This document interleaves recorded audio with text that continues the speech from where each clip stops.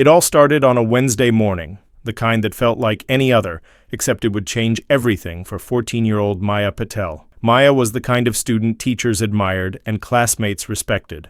Smart, soft-spoken, and always ready. To help, she carried herself with the quiet strength her mother had instilled in her since she was little. Her life revolved around books, art, and her dreams of becoming a civil rights lawyer one day. But dreams, like people, sometimes get tested. And for Maya, that test came out of nowhere. That morning, as Maya walked into Jefferson High with her backpack and her usual gentle smile, she had no idea that by lunchtime she'd be sitting outside the principal's office, confused, humiliated, and on the verge of tears. Mrs. Kensington, the principal, was a woman known for her stern demeanor and strict rules, but even by her standards, what she did next shocked everyone. Without so much as a warning or a thorough explanation, she handed Maya a suspension notice, effective immediately. "You're being suspended for violating school policy," she said flatly. Maya's heart dropped. I don't understand. What policy did I break?" Mrs. Kensington looked her squarely in the eye, but her tone offered no warmth. "You were involved in spreading false information about a teacher. We have reason to believe you were part of the group responsible." Maya felt like the ground had been pulled from beneath her. She hadn't even heard any rumors, let alone spread them. "I swear I didn't do anything," she whispered, her voice cracking. But the principal wouldn't budge. No hearing. No proof. No chance to explain.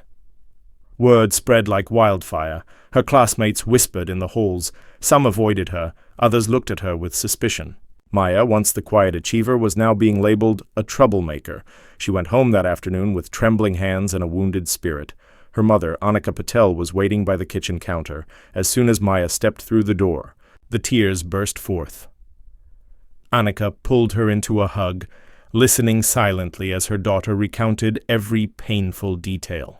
Then, with a calm fierceness in her voice, she said, "They messed with the wrong girl."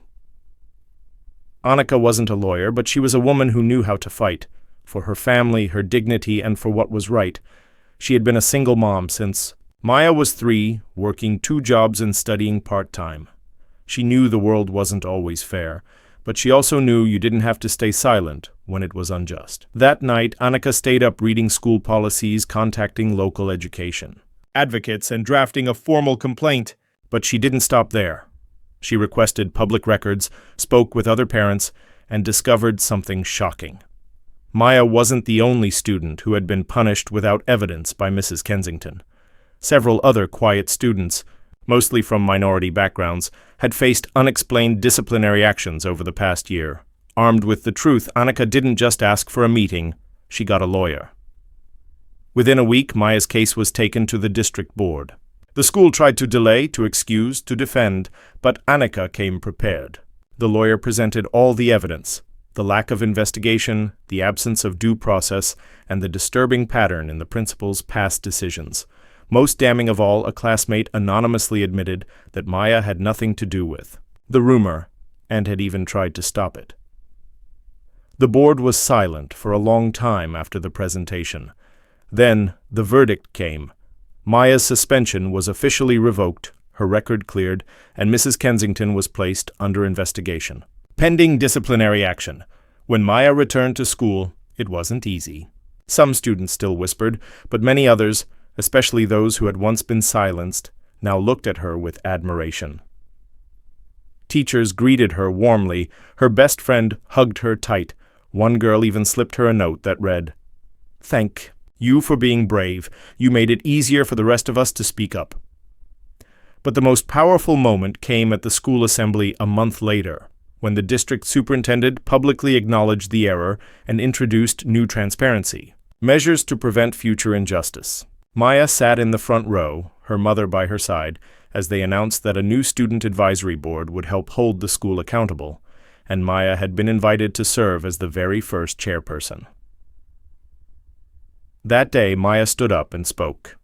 Her voice steady, her heart full.